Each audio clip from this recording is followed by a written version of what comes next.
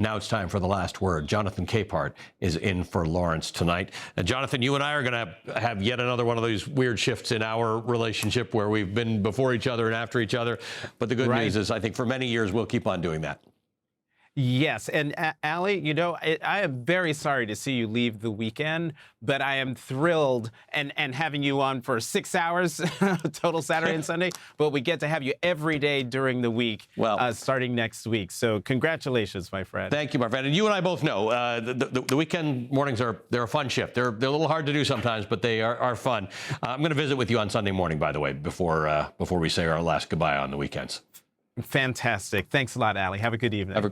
Thank you. Republicans are desperate to move past the scandal surrounding Donald Trump's $1.776 billion slush fund, but it's clear this story isn't going away, thanks to Donald Trump.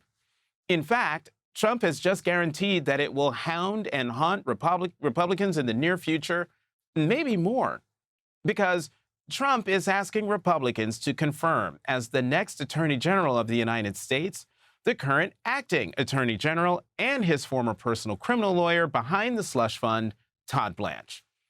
Yesterday, Senate Republicans faced a straightforward choice.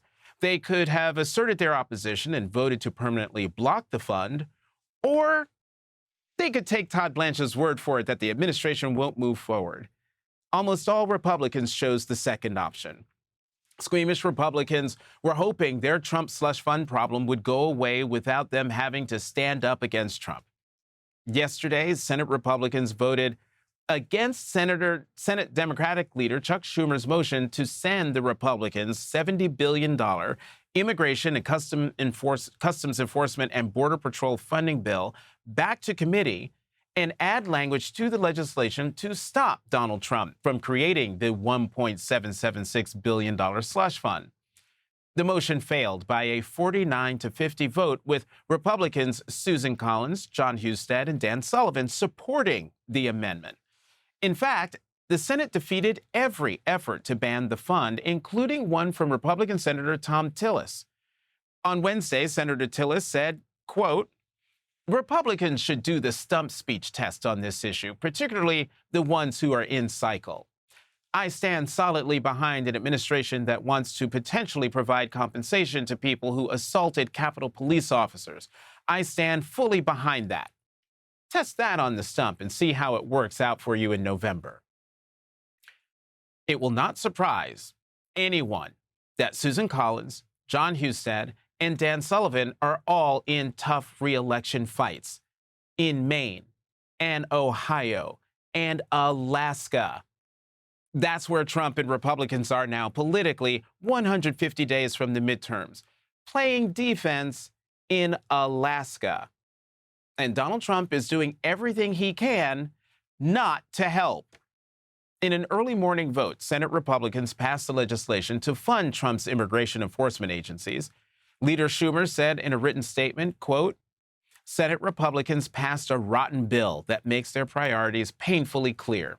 More money for Donald Trump, more power for Donald Trump, and nothing to lower costs for working families. Republicans refused to permanently outlaw Trump's $2 billion slush fund, leaving taxpayers to rely on nothing more than a promise from Donald Trump's personal fixer. That is not accountability. That is a permission slip."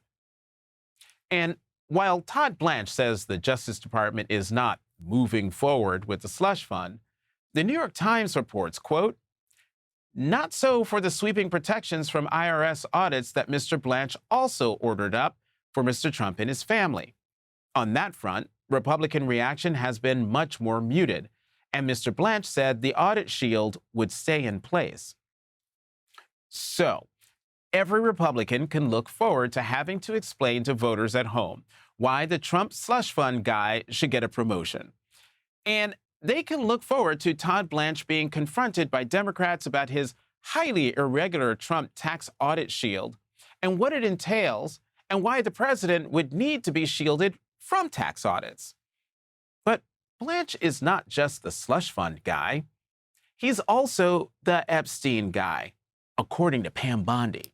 Yesterday, the Oversight Committee released a transcript from its closed-door meeting with former Attorney General Pam Bondi on May 29th.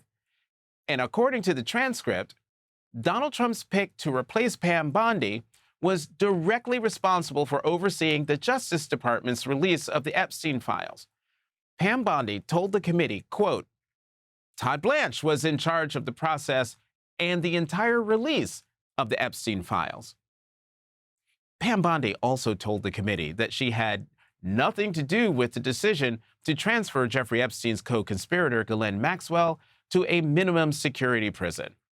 Question: and do you know why or how it became that then Deputy Attorney General Blanche would be the one to take the interview of Ms. Maxwell? Bondi. He was leading the Epstein matter and the release of everything from the beginning. Deputy Attorney General, now acting U.S. Attorney, Blanche was. Question: following this interview, Ghislaine Maxwell was moved by the Bureau of Prisons from a maximum security prison in Florida to a low security federal prison in Texas on August 1st, 2025. Why was that? Bondi: I read about it in the newspaper or online after it happened. I had nothing to do with that. Pam Bondi was asked about the redaction process. Question: and are you aware of attorneys at the Department of Justice having to undergo any type of training as far as redactions go? Bondi: I believe they did, and that would have been supervised by Todd Blanche. Question: was there a team in charge of checking for and correcting any errors made in the release of the files? Bondi: yes, done at the direction of Todd Blanche. I laughed, she didn't. So, nominating Todd Blanche means a whole lot more questions and scrutiny about the Trump DOJ's handling of the Epstein files. The problem for Donald Trump and Republicans is that Trump's personal fixer, as Chuck Schumer calls him, is Trump's nominee for Attorney General. On Air Force One today, Donald Trump was asked about comments Senator Tillis made about Todd Blanche's nomination. Senator Tillis said he won't support Todd Blanche's confirmation unless Todd Blanche condemns January 6th. Do you have a reaction to that? Senator Tillis is a loser. Speaking of losers, the John F. Kennedy Center is in the process of removing Donald Trump's name from the building a week after a federal judge ruled that Trump illegally added his name to it.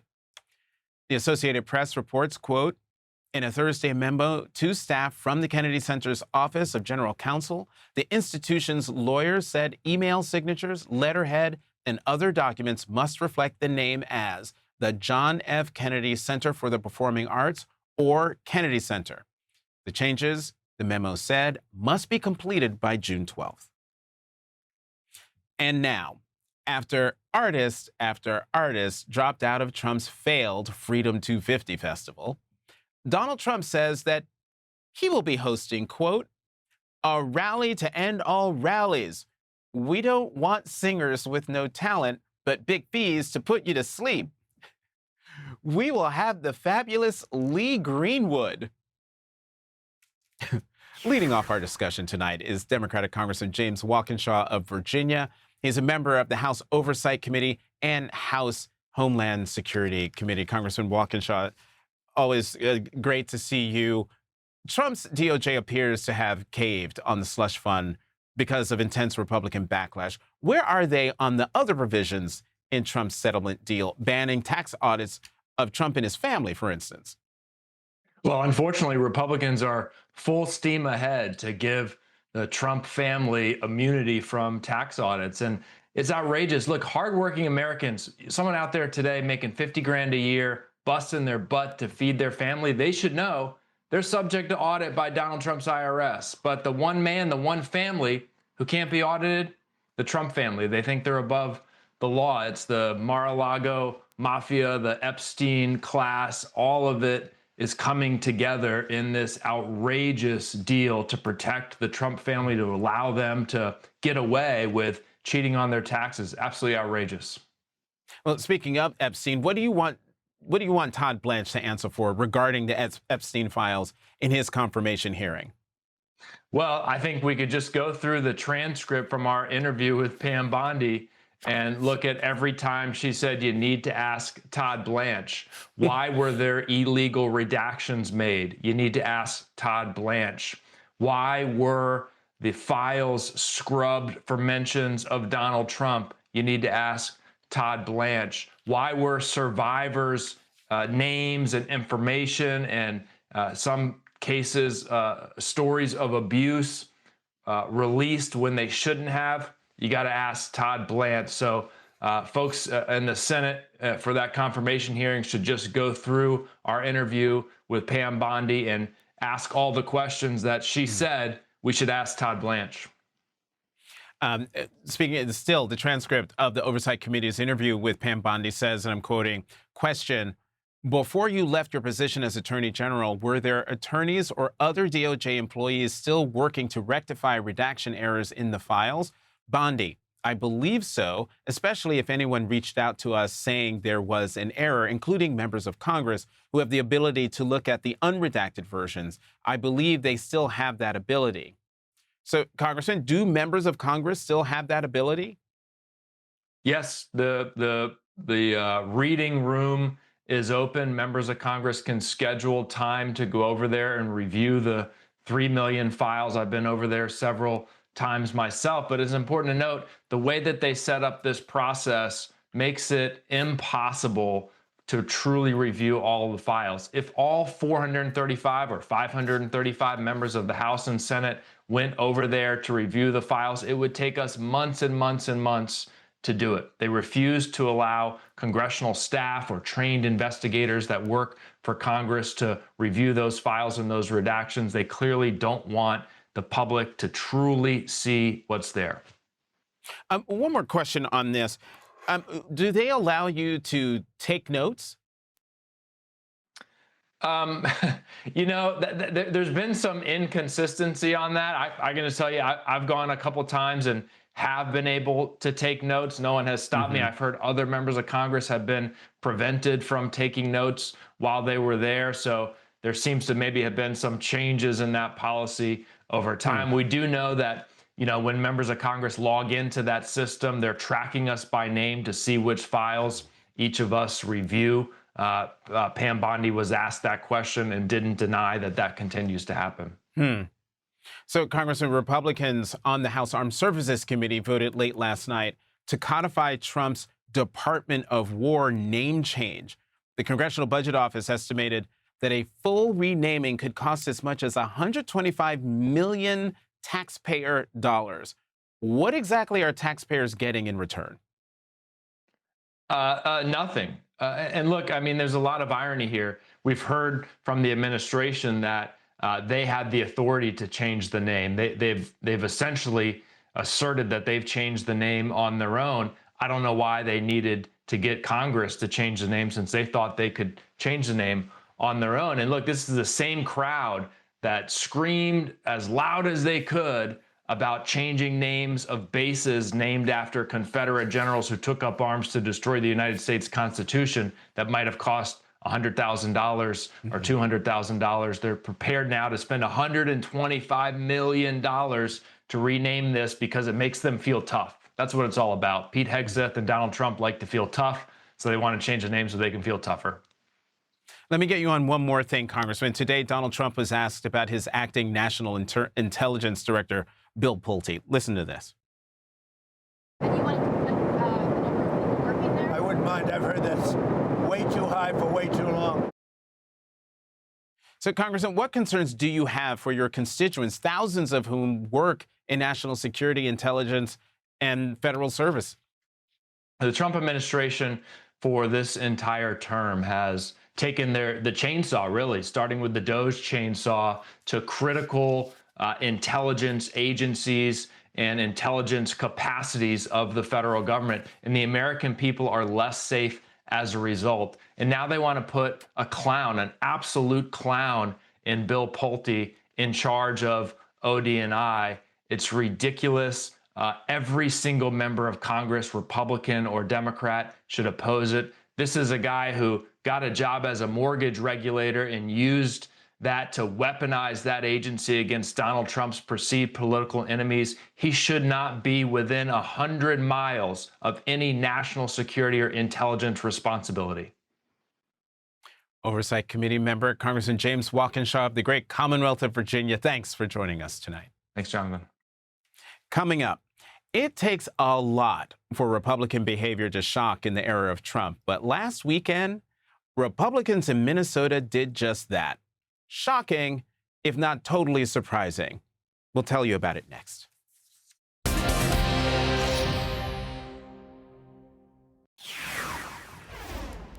Just when you think you can't be shocked anymore by Republicans in the age of Trump, this happens. Delegates to the Minnesota Republican Party's convention held a moment of silence over the weekend for Derek Chauvin, a former Minneapolis police officer, 6 years after he murdered George Floyd and touched off a national reckoning over policing and race. The Minnesota Star-Tribune adds, the brief moment of silent prayer for the former Minneapolis police officer convicted of second-degree murder in George Floyd's killing was not planned by party leaders, but it prompted swift condemnation from Democrats. The moment of silence came at the request of one of the roughly 2,300 delegates as the convention work began early Saturday morning. The Minnesota Republican Party chair said in a radio interview this week it wasn't part of the official program, but of course, he couldn't leave it there. Well, that came from the body, of course. Didn't come from the dais. And the body elected to have that moment of silence. We had maybe 10 seconds or so.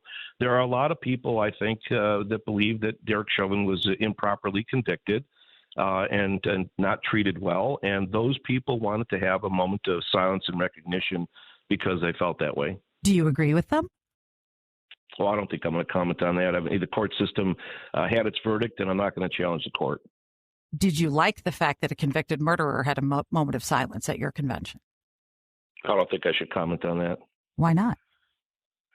Well, because it indicates whether I do or don't agree with something that came out of the court. So I think I'll just let that pass.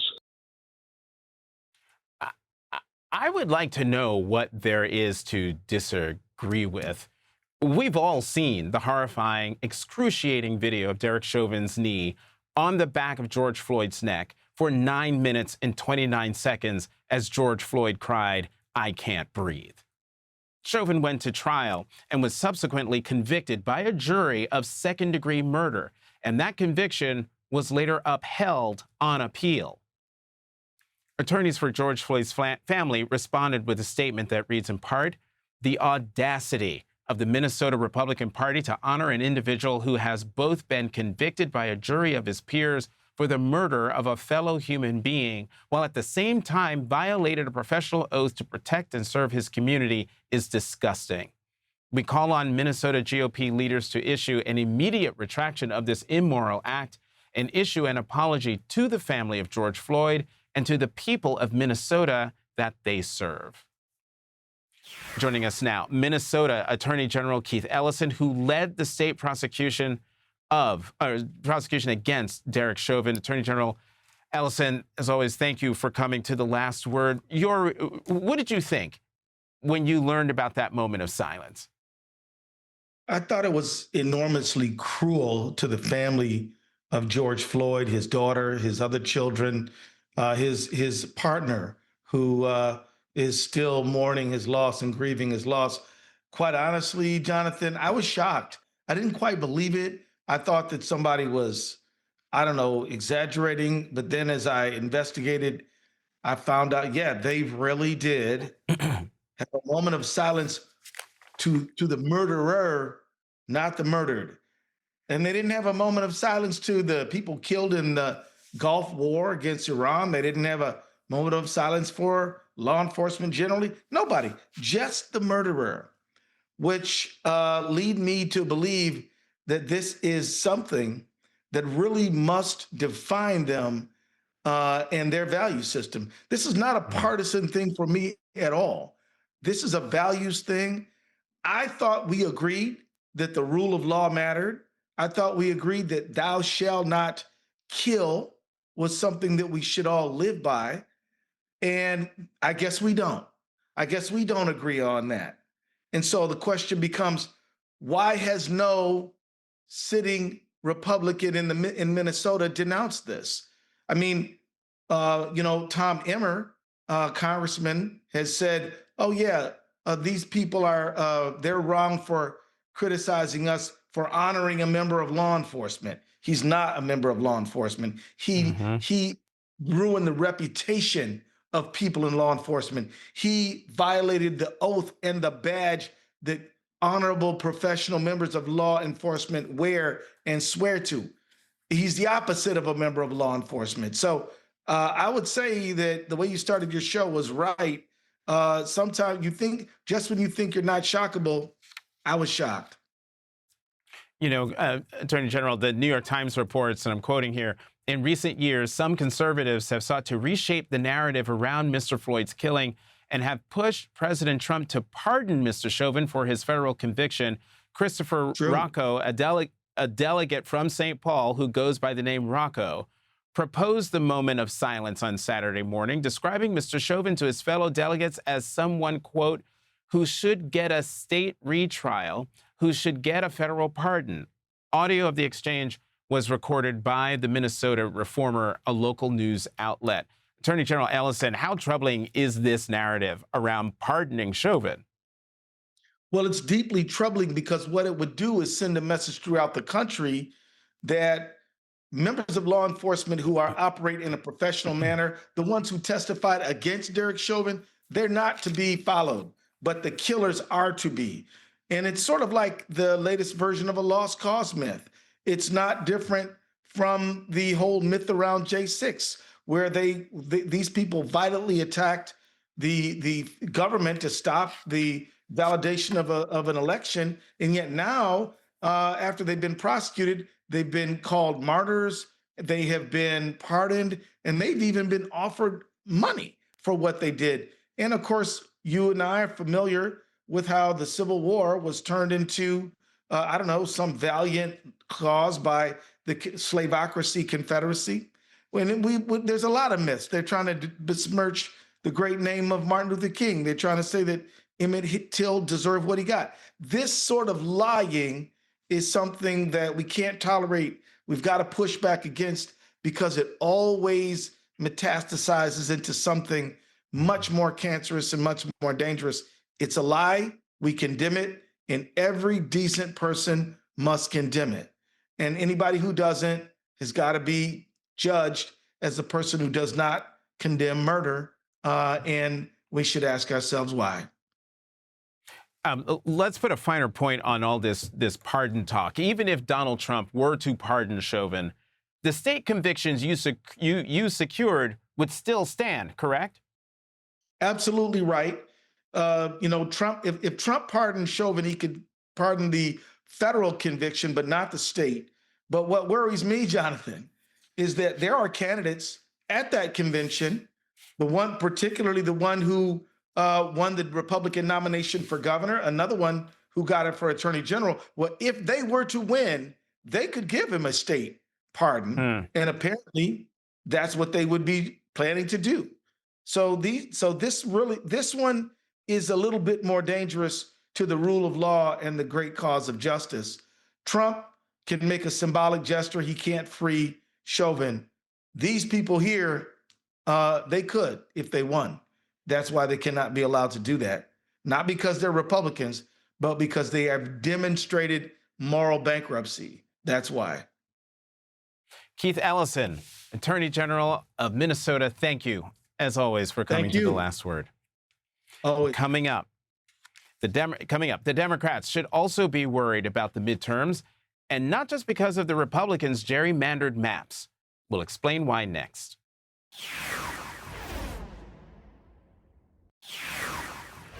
Tomorrow, early voting begins in Georgia's primary runoff elections. There are 11 days between now and the June 16th election. And on that election day, the NAACP, civil rights advocates, and faith leaders are expected to gather at the Georgia State Capitol as Republican lawmakers prepare to convene a special redistricting session the next day that could reshape political power for years to come. But as Republicans move aggressively to redraw political maps across the South, a growing question remains. Where is the national outcry? Where is the broader response as Black political power is systematically weakened? The Congressional Black Caucus has warned that Republican redistricting efforts could reduce its ranks by as much as 1/3. And if Democrats truly believe they are part of a true coalition, where's the rest of it? Where are the voices of those who proudly invoke the legacy of the civil rights movement? In a powerful new essay for the New York Times, opinion writer Mara Gay calls it a shocking betrayal of Black Americans. She writes, "The effort to destroy Black political power in the South is among the greatest betrayals of Black Americans and those who have voted alongside them by the federal government in living memory. It will have far-reaching consequences for all Americans and for our democracy. Despite this, the work of mobilizing a response is largely falling to Black people. In a moment when many things are calling for our attention, it is tempting to look away, but there are tectonic generational shifts in power unfolding before our eyes that demand action. This is about the disenfranchisement of millions of Americans to achieve the permanent dominance of a single political party. This is about the rolling back of the clock to a time that many Americans living today do not recognize and others fear because they do."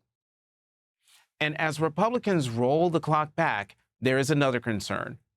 Will Democratic voters show up in November? We know Democratic voters are furious about Donald Trump and the Republican Party that has refused to stand up to him and the Supreme Court majority that helped Donald Trump out of his criminal prosecutions and which could, right now, be gerrymandering him to a midterm win despite his 37% approval rating. But history proves strong political feelings don't guarantee turnout. I recently spoke with South Carolina Congressman James Clyburn, one of the last living giants of the civil rights generation, and he reminded me that history has a warning for Democrats. The massive Democratic turnout that helped elect Bill Clinton in 1992 and elect Barack Obama in a landslide in 2008 cratered just 2 years later in the midterms.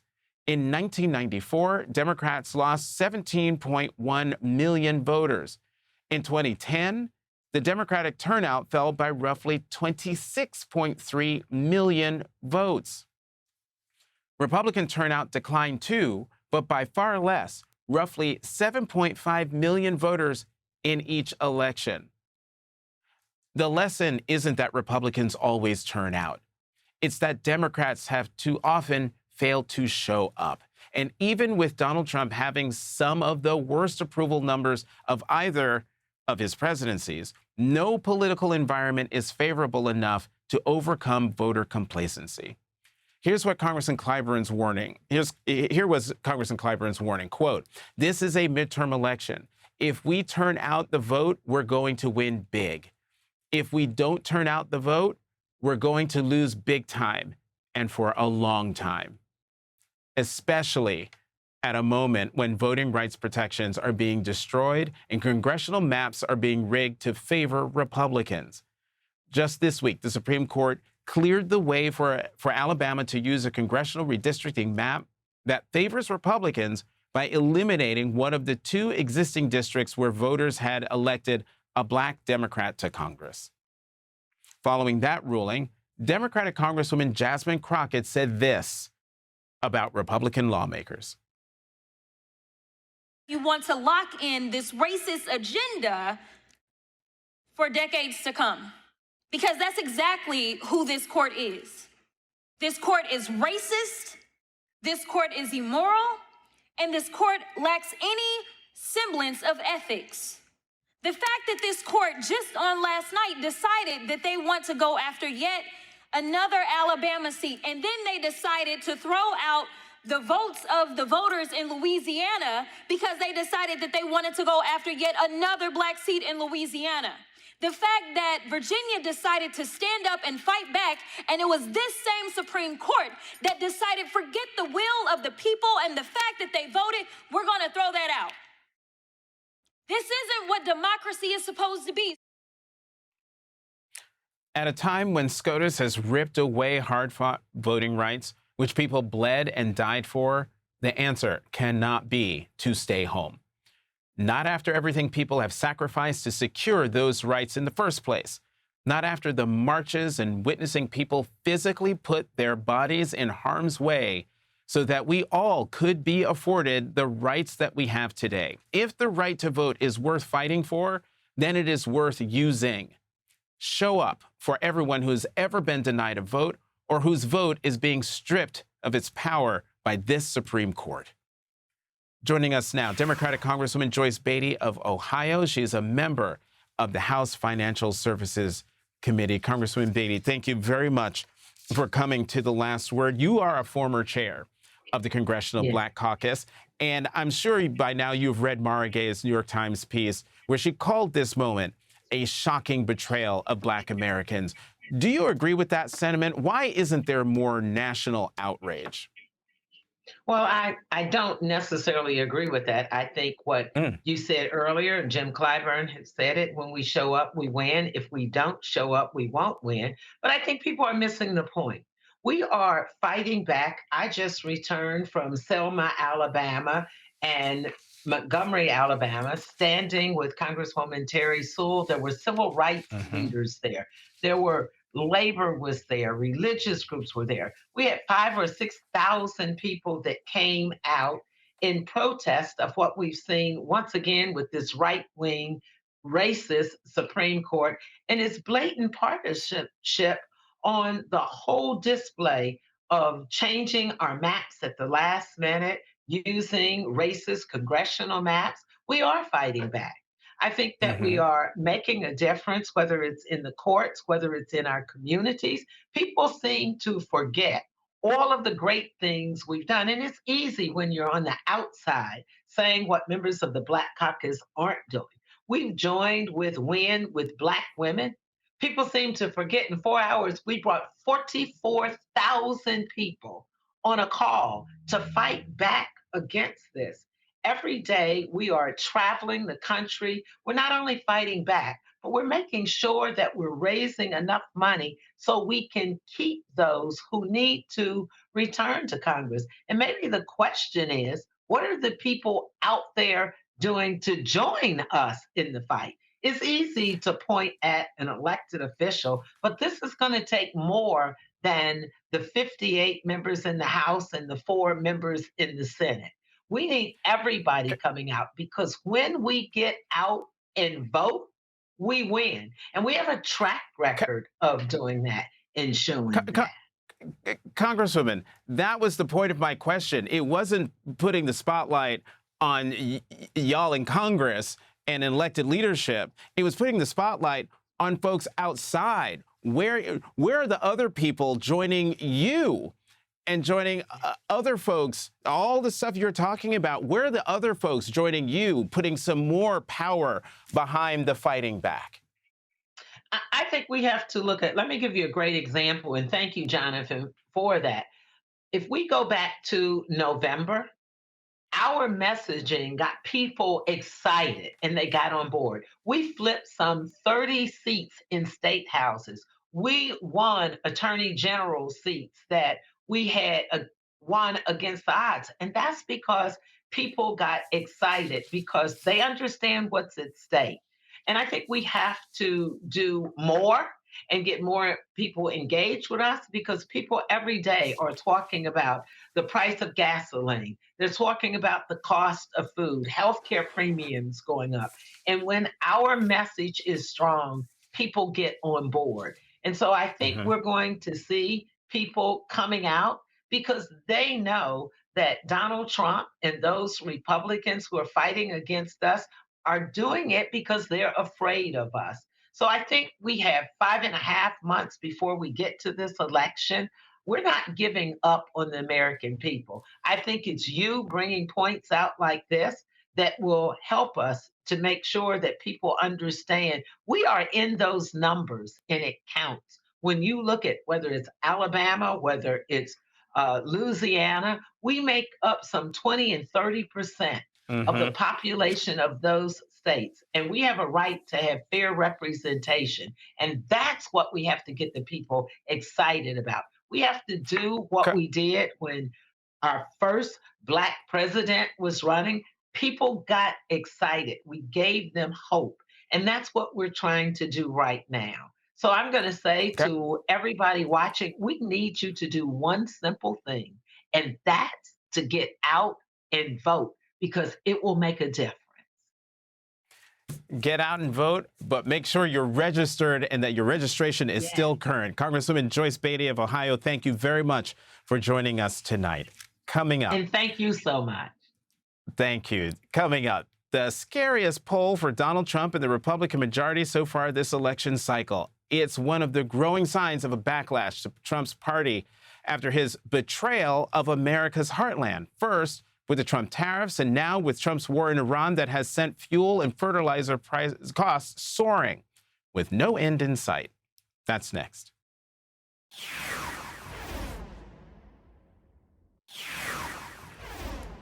Something is shifting in the heartland ahead of the midterm elections in November. In Ohio, a state Donald Trump won by 11 points in 2024, a new Fox poll shows Democratic challenger Sherrod Brown in the lead over Trump-backed incumbent Senate candidate Jon Husted by 8 points and outside the margin of error. That includes 14% of Trump voters from 2024 who say they plan to support Sherrod Brown in November. Inflation and high prices is the #1 concern of Ohio voters in that poll by 31 points. The head of the Farmers Union in Wisconsin told MS Now's Alex Tabbitt that skyrocketing diesel prices and rising costs due to Trump's tariffs are all unforced errors by one man. If you could pick one word to describe how it feels to be a farmer right now in America, what would that one word be? Frustrated. And #1, because most of this situations have been caused by the administration's actions. When you have to try to figure out on a daily basis what's going on with your markets, what's going on with the products that you have to buy to keep your farm going, is a real frustration of having to deal with something that's man-made. And former Pence aide Mark Short is calling out how Trump's betrayal of farmers is hitting the Midwest hard, warning Republicans that Trump's trade war and Iran war will cost them in November. In a new op-ed in the Washington Post, he writes, quote, President Trump's trade policies have punched farmers in the mouth, and this time there's no global pandemic to blame. Last year, America's crop farmers lost $34.6 billion, and farm bankruptcies surged to numbers not seen since 2020. This year, 70% of farmers surveyed claimed they cannot afford all the fertilizer they need. 94% of farmers reported that their financial situation has worsened or remained the same since last year. Trump's global war on trade risks upending the Republican coalition across the heartland. Continuing to ignore the plight of farmers is a risk Republicans shouldn't tolerate heading into November. Anger at Trump's trade policies in farm states is giving Democrats hope to flip some crucial seats in November, including in Iowa, where Larry Sabato changed his predictions in Iowa's Senate race and the race for Iowa's 2nd congressional district from likely Republican to lean Republican. Tuesday's primary left Iowa Democrats in stronger positions after Josh Turk's win as the Democratic Senate nominee, and our next guest, State Representative Lindsey James's win in Iowa's 2nd congressional district. Joining us now is Democratic State Representative Lindsey James of Iowa. She is running for Congress in Iowa's 2nd district. Representative James, thank you for being here. What are the top issues that you're hearing from voters in Iowa? Well, it's an honor to be on your show. It's also an honor to be the official Democratic nominee for Iowa's 2nd congressional district.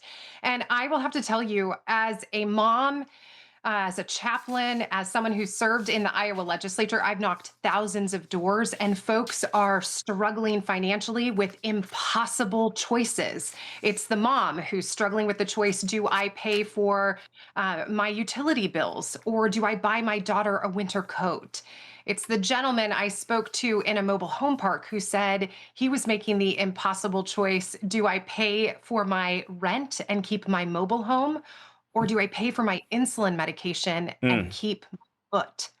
These are the kinds of impossible choices that folks are feeling in Iowa's 2nd Congressional District, and they're ready for a change. A New York Times report found that farm bankruptcies across the country had risen 55% in 24, 46% in 25, and another 70% so far in 26, as nearly a third of the world's fertilizer exports were impacted by conflicts in the Strait of Hormuz. Representative James, what's your message to farmers who backed Trump? Our farmers are really struggling in particular in this moment. The cost of fertilizer and gasoline, it's all going up. Prices are increasing. Markets have been lost. The policies, including the tariffs that have come in from Trump, have really harmed our farmers in our state. One of the conversations I had with a farmer recently was that he shared with me he too was making impossible choices.